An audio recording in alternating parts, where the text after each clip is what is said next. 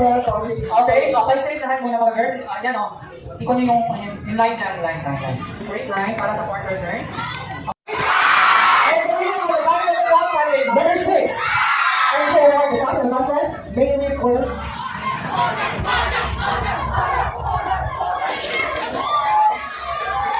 Sir Kenneth Cabal and Ma'am Joylene to please move forward.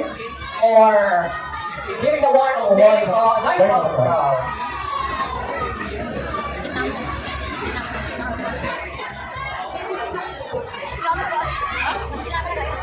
Alin sila?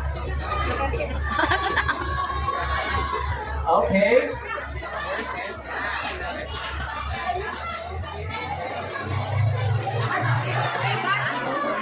Okay. Backward number 6, thank you. O, dalawa na lang ha. Ayan, parang number 13! Number 13! O, diba? Number 13. Forward, the best, Miss Flores. may we request the Deputy Chairman, sir, and Ma'am Thank you, ladies. Ayan.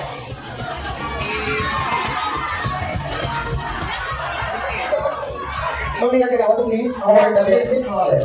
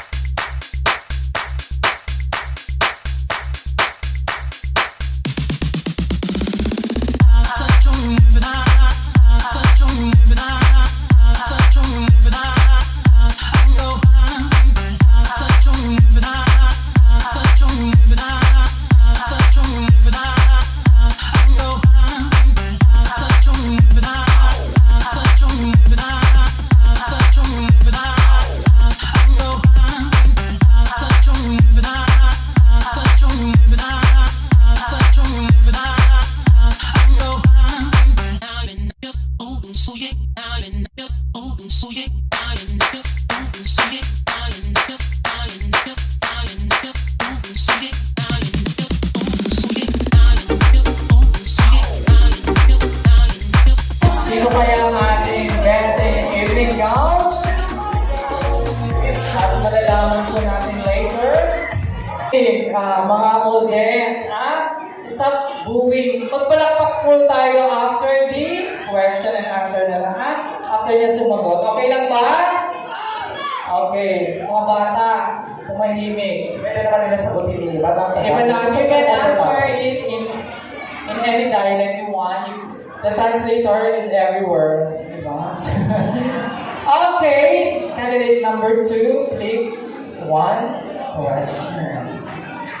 And your question is, what is the most important lesson for us to learn from the members of the LGBTQ community? I repeat, what is the most important lesson for us to learn from the members of LGBTQ community? Okay, ladies and gentlemen, I go direct to the point. The most important lesson for us to learn from the member of LGBT community is that we, part of LGBT community, is that we still humble. Because you know what, ladies and gentlemen, in this world, we always experiencing hate and discrimination, but we stay humble. Sapagkat, alam niyo mga minamahal kong kaibigan, kami pong mga bakla, kahit anuman pong bato na masasamang salita ang ibabato niyo sa amin, hindi po kami, hindi nananahimik po kami because nagagawa pa rin po namin magpakumbaba. Sapagkat alam naman po namin sa aming sarili na kahit ganito man po kami, kahit mga baklangan po kami, ay wala kami iba kung tinatapakang ibang tao. Before I leave this stage, I will tell you this, guys, that ang pagiging bakla po ay hindi po masama. Dahil ang masama ay ang husga ng kapwa. Yun lamang po, maraming salamat. Nice answer, candidate number 1. You can take your rest muna sa likod. Ayan, mag-relax. Tama naman, huwag kayo mag-husga. Husgahan yung shoes ko ngayon. Kahit ano naman ang narating natin sa Nag-i-hype lang ako sa mga candidates. Candidate number 2, how are you? And number 3. Doing great. Right now, but I'm so nervous at the same time. Ayan. We are all nervous like the judges. Okay. Pati ako na Anong nervous. height mo? 5'9". Ikaw si... Oy, tumakas na ako, 5'6". Kasi 5'4". Ay, hindi! 5'2 plus 6. Oo, move! Okay, question. Okay, pick your question. Gusto na pala ako. Ayan. Ato nga bing. Opo na natin ko. Okay, this is your question, candidate number 3. If you win tonight, how can you promote peace and love to the world? If you win tonight, how can you promote peace and love to the world? So the question that I got is, if I win tonight, how can I promote peace and love to the world? You know what, ladies and gentlemen, in this world, what we really need is love. If we could promote love to everyone, the more that we can promote peace and harmony. And always remember, ladies and gentlemen, that here I am standing in front of you. It's simply because of the love that my family gave to me. And yes, my family accepted me for who I am. They accepted me 100% wholeheartedly. And yes, that the love that they give to me, I would like also to give to every people who's not just watching tonight, but into the whole world. Thank you.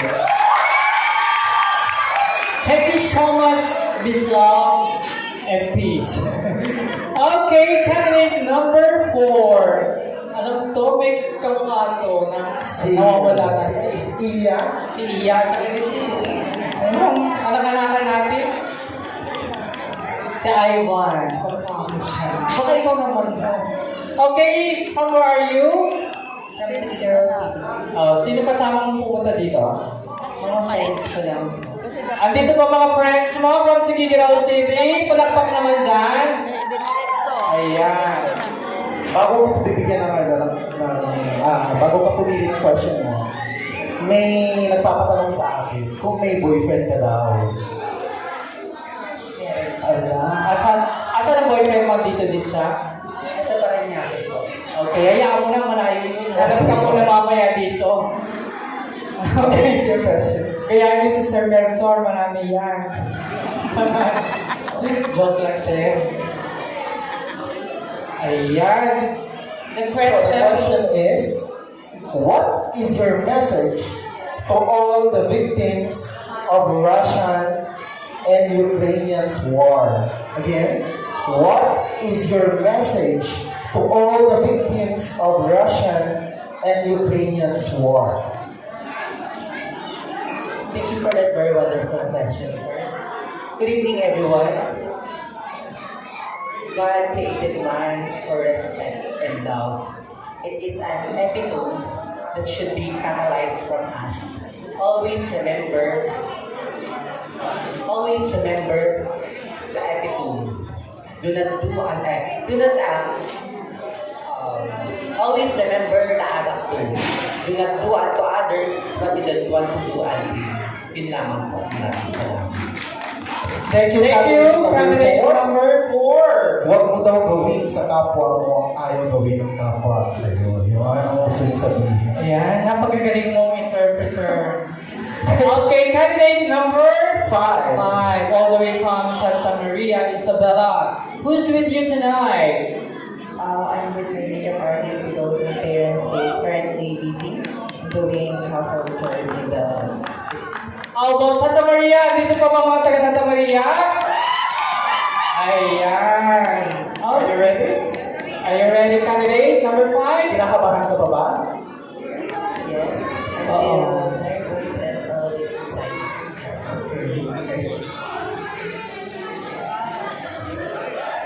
Ako naman ang magtatanong sa'yo. Ganun. Dito ang tanong mo. What do you think is the most important part of this pageant? What do you think is the most important part of this pageant? Before I answer my question, I'd just like to give everyone a pleasant evening to each and every one of you. So the question that is given to me is, what do you think is the most important part of this pageant? Ladies and gentlemen, we celebrate pageant to celebrate femininity. Not just because we are gays, we are part of the Lgbtq community. Pageant is not just all about or focusing on girls, but it also focusing about celebrating femininity, celebrating camaraderie, and also celebrating friendship. Because always remember, and I always do believe in the saying that if we are individually one, we are only a drop. But if we are all together, and then definitely we can make an ocean. That will be all. Thank you. Thank you so much. What a wonderful answer. Anong masasabi mo sa sasagot nito? I have nothing to say, but pageant is important to me. This is my passion. Di ba, Sir Melchor? Celebrating Mag-ready tayo sa feminism. laban? Amen. Mag-ready tayo. Lahat namin ng pageant, di ba, Sir Melchor? Okay, Moving on. candidate number Number 6. How are you, my dear? It's been a long time we didn't see each other. I am feeling good. It's nice to see you again. And hello, everyone. Ayan, palapakan po natin si Misha. Napanood niyo ba siya sa Showtime dati? Okay. Uy. Okay. Pick one question, Misha. Only one. Okay. What would you sacrifice to be successful? Why and why? What do you sacrifice to be successful and why?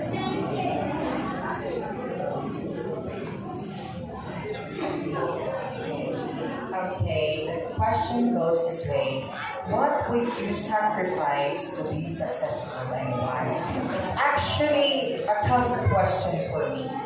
Because something that you would sacrifice is really awful. It's really hurtful.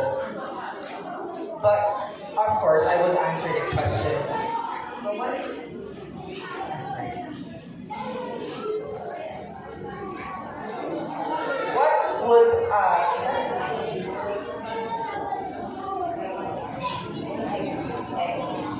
So, one thing that I would sacrifice just to be successful, I think it's myself.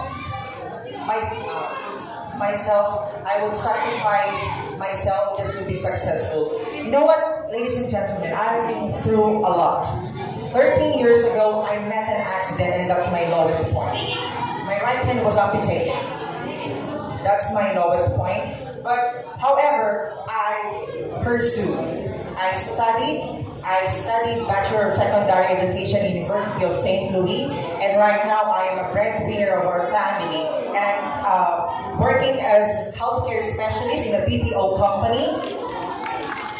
And that thing that makes me actually proud that I'm bringing food to the table of my parents. I'm giving all their wants and needs. And I'm inspiring others. I think that would be the best thing. That would be all. Thank you. Thank you, candidate number 6. Thank you so much. You can take a rest. I feel touched na Okay. when she, 13 years ago, na na-amputate yung kamay niya. Tama. But then, life, yun nga ang kanta mo, diba? Habang may buhay, May pag-asa. So life goes on. Ganun talaga. How are you, candidate number 7? How are you last night? Actually, I heard you won Ms.Gay Cagayan Valley.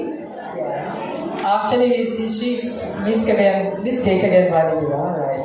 Okay. Kumusta naman ang barangay Sawi?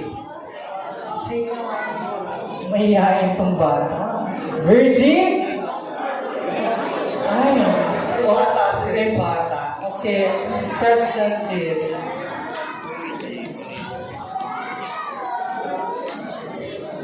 If you were given a chance to talk to the presidents of Ukraine and Russia, what issue will you want to talk to and why? If you were given a chance to talk to the presidents of Ukraine and Russia, what issue will you want to talk to and why? Hey, good evening, everyone. My answer and my message should be, for what we are here in this world, if we keep fighting and war and conflicts, what would we do is to work together. Because at the end of the day, pride can do nothing, but understanding can change everything. Thank you. Okay, thank you so much. Ayan. Ikaw, sis, anong sasabihin mo sa candidate number 8? Tama naman, di ba? Pinaka-importante understand. Chance to talk with President Ukraine and Russia, ano sasabihin mo? Siguro, if I were in the position to ano yan? Ano yung binigyan sinabi? Okay na. Sis, later, pag-usapan na natin. Okay, candidate number 8, how are you? I'm very nervous right now.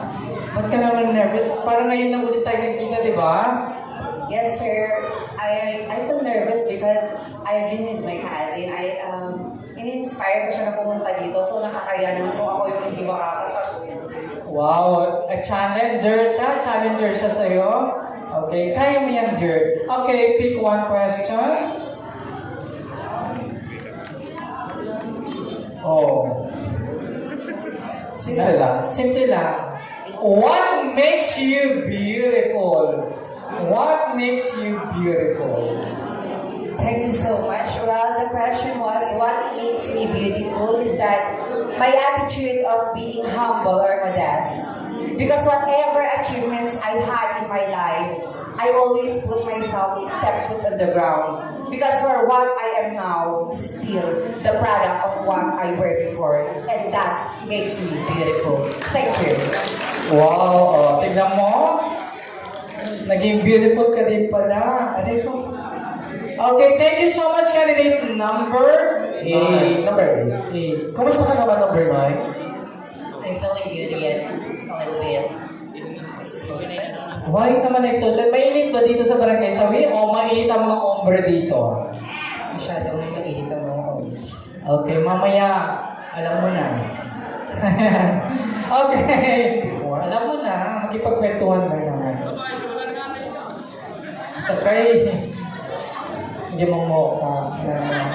Okay, candidate number 9. What are your thoughts on people thinking negatively about gay pageants? What are your thoughts on people thinking negatively about gay pageants? Humans are blessed with the capacity to think, to understand, and to love. Given these things, we are bounded with the responsibility to take good care of our attitudes and how we will be able to connect with other people. It is not just about the beauty pageant. Gay beauty pageant is not just about talking about negativities, because this beauty pageant inspires a lot of people. We can be an inspiration to everyone to stand here. That no matter how difficult it is to be in front of you, we're still standing here. We're still standing here with our head up high. And that is, I want to tell them that we should never think negatively about the things, because if we still thinking negatively, we will never see the good things in everything. So this beauty pageant is not just about a pageant. It is a beauty pageant with a purpose that can inspire and motivate other people. That would be all. Thank you. Thank you so much, candidate number 9. Positive lang. Positive na. Beauty with a purpose, like me, with a purpose. Purpose cream. Pinapatawa. How are you from Piat, Cagayan, I think? How's Nuestra Senora? Piat? Ay, kailan ba? July 2 pa ang pista niya, di ba? Yes po. And Piat is always blessed po, sabi niya po nila. Hoping you're blessed tonight, so you can pick your question. Ayan. Okay, what is your greatest regret in life and why? What is your greatest regret in life and why? My greatest regret in life is that when my father did not accept me for being who I am. Because, ladies and gentlemen, that's why I am standing here tonight, because I want to prove myself to all of you that I am not just a gay or a trans woman. I am here just to give happiness to all of you. Give happiness for what I am doing right now, because I want my father to realize that I am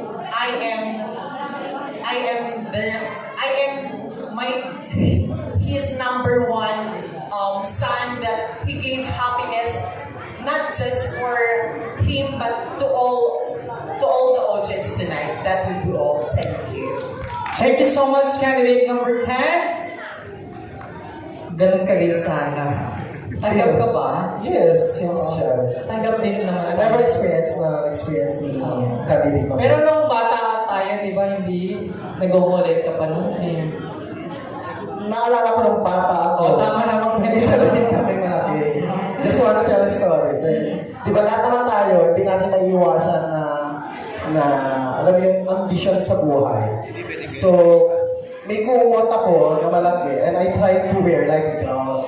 And then, pumasok si father, nakita niya ako, and then that's it. Wala siyang reaction. And I'm very glad and thankful that my father accepts me the way I am. Tama. Sana lahat tayo, mga magulang, tagapin niyo yung mga anak niyo. Kasi ang katulad din namin ay, malay niyo, magbibigay success sa pamilya. Di ba, Sir Mentor, ulit? Yes. Yes, okay. Pick one question. Sir Louie pa pala next, Sir Juan. Di ba? Successful tayo, di ba? Sa OMS. Hindi. Ako na naman. Okay. How important is for... Narinig mo yun? Okay. How important is it for a leader of a community to look good at all time? How important is it for a leader of a community to look good at all times? Okay, thank you for the wonderful question. When I was a child, I always experienced bullying, criticism, and discrimination. They say to be a LGBTQ member is a sin. But for me, to be part of an LGBTQ member is not a sin. It is a choices. At kailangan po natin mag-respeto sa ating sarili. Bakit po? Kung wala po tayong respeto sa ating sarili, hindi po tayo respetuhin sa mga taong sa paligid po natin. At kailangan po natin magkipag-isa. Dahil po, because there is a unity, there is a progress. And I thank you. Thank you so much, candidate number 10. If there is unity, there is peace and love. If there is peace, there is love. There is happiness. How are you, my favorite color? Sino gumawa ng gown mo? I actually bought it from Cavite, a designer from Cavite. Ay, looks good. Bagay ko yan. Pwede pa nila. Okay, pick one question.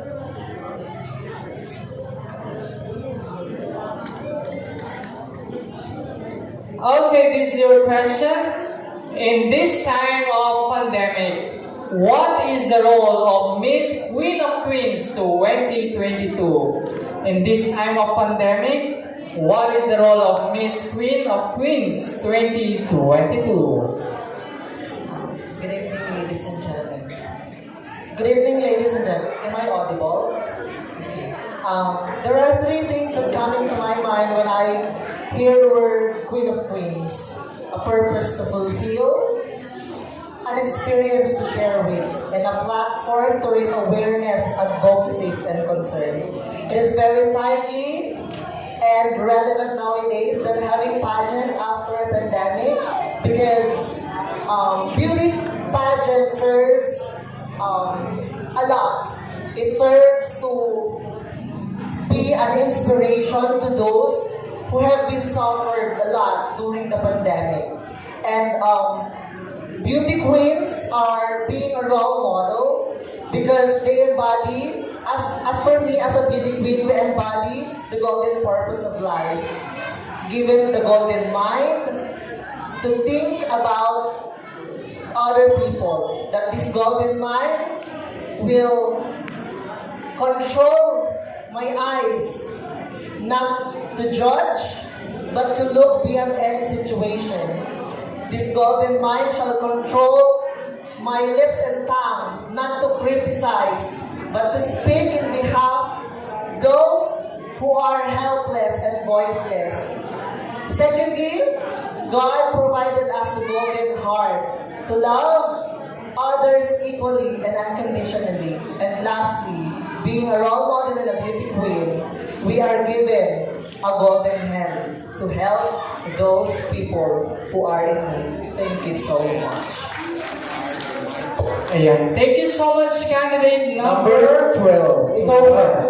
Anong role mo ngayong pandemic? Given the fact that you are an admin. Role model. Ayan. Sakit na pa ako. Bilisan. Next. Role model. Kumusta ka, number 13? Ayan. How are you, number 13? From Ilagan. Parang ngayon nakikita sa pageant. Doon pa sa part na yun. At least pwede ka nang dumayo dito pag ganun na. Then bumalik ka ulit. How about national pageant? Hindi pa? Meron na po. Okay, good luck in your journey. Diba? Sir, Question? Mercho? Okay, this is your question. What is the place or role of LGBTQ plus community in this time of pandemic? What is the place or role of LGBTQ plus community in this time of pandemic? Well, thank you for that very wonderful question. Well, we are known to be flexible. We are teachers, we are doctors, we are architects, and many more. But then for me, the role of the LGBTQIA plus community in a pageant is to give happiness and a smile to each and everyone. Ang tagal po nating nakulong sa pandemya at ngayon lang po tayo ulit nakaranas ng ganito. And despite experiencing criticism and discrimination, yet we are still here in front of you, giving happiness in each and every faces of individuals here. And let us always remember, maybe this is just a simple smile, but then with a simple smile, with a simple curve, everything will be straight. Thank you and good evening. Thank you so much, candidate number 13. Okay, ang galing naman candidate number 30. Pumalakpak ang bata. Last but not the least, Naiintindihan nila. candidate number 14. How are you, candidate number 14? Diyos ko, nakalabas din ako ng bahay. Nakalabas din po ako ng bahay. It's been 2 years. I've been joining so many beauty pageants. I've been to so many places. And ang saya-saya kasi after 2 years, I'm back on stage. And pandemic, I believe, is now endemic. So palakpakan po natin yung mga sarili natin kasi nandito na tayo sa fiesta. Okay. Ikaw na ang host. Ako question. Sorry. Okay, joke lang. Okay, this is your question. For you, as a member of LGBTQ community, is plastic surgery a good option for people who are not fortunate with good looks, and why? For you, as a member of LGBTQ community, is plastic surgery a good option for people who are not fortunate with good looks, and why? Okay, thank you so much for the timely question. Parang para talaga sa akin yung tanong, plastic surgery. Pero I'm proud and loud. Well, ladies and gentlemen, every time I join such beauty pageant, I always inspire my fellow candidates. I don't compete.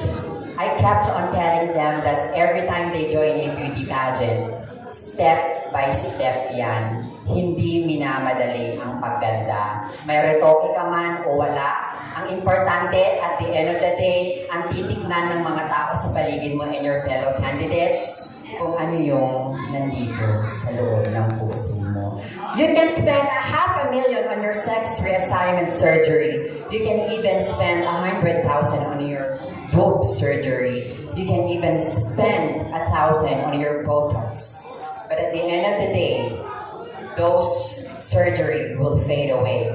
And what will stay in you is your kindness inside your heart. Lagi nating papakatandaan na hindi kailanman naging basihan kung ano ang panglabas na anyo ng isang kandidata sa beauty pageant.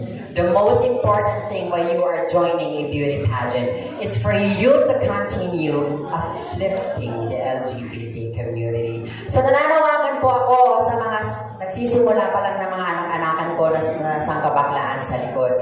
Every time you join a competition, always make it friendly, enjoy it. Huwag niyo siyang itratong competition. Because at the end of the day, the crown is not important. The cash prizes are not actually important. What matters most is pag-uwi mo sa bahay ninyo, kaibigan mo lahat yung mga kandidata. Ano pa man yung retoke mo sa kawalan mo. For I always believe that a true queen never wears the crown on top of your head, but on top of your heart. Maraming salamat. And thank you. Ayan. Hindi na po ako mapaplastic surgery. Hindi na kailangan for him. Ayan. So may balak pa naman ako. Papalit ko ang aking steps. Joke lang. May lang mamawa. to feed the sash and a cash of 2,000 pesos. And our fourth runner-up With a total score of 76.13%. is candidate number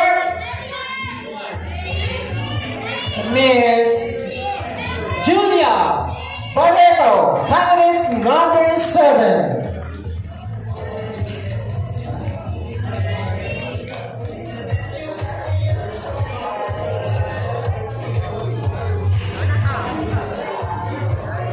And our third runner-up to be awarded by Mr. Joshua Valdez together with Mr. Louis Ganaban. Mr. Louis. And our third runner-up, an average of 77.37% goes to candidate number Miss Misha Kilang. Candidate number 6.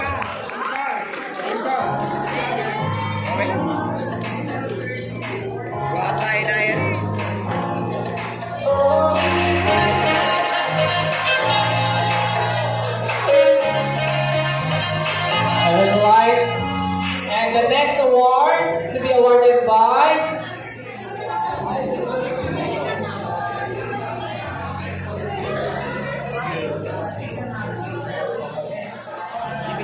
awarded by SK Mamawa together with Mom Virgie Mamawa.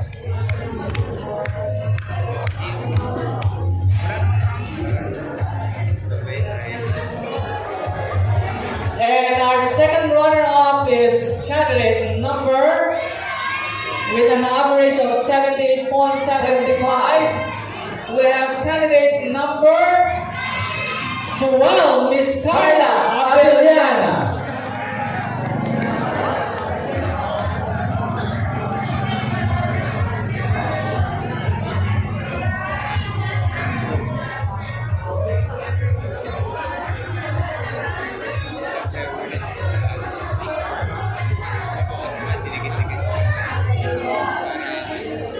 And our next award is the first runner-up to be awarded by First Kagawad, Ma'am Lian.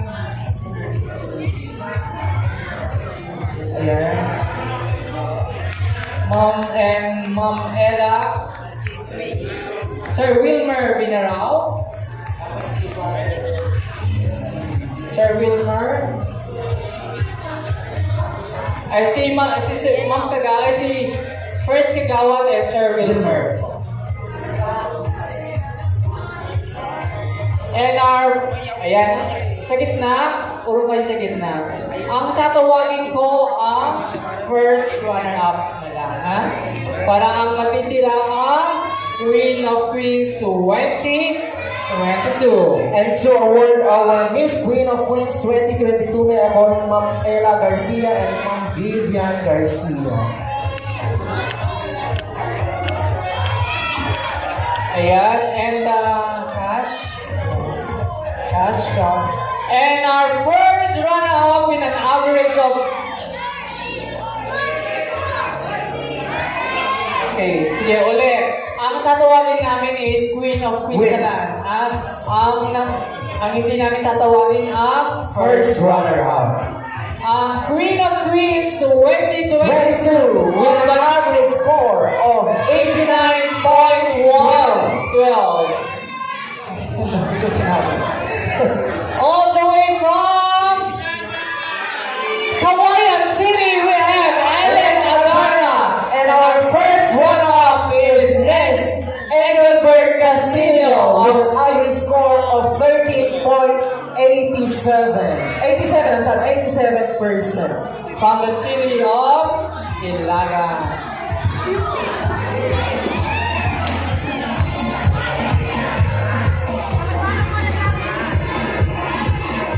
Thank you to all of you and good night everyone. Congratulations. Mabuhay po tayong lahat. And happy fiesta, Barangay Sawi. Okay.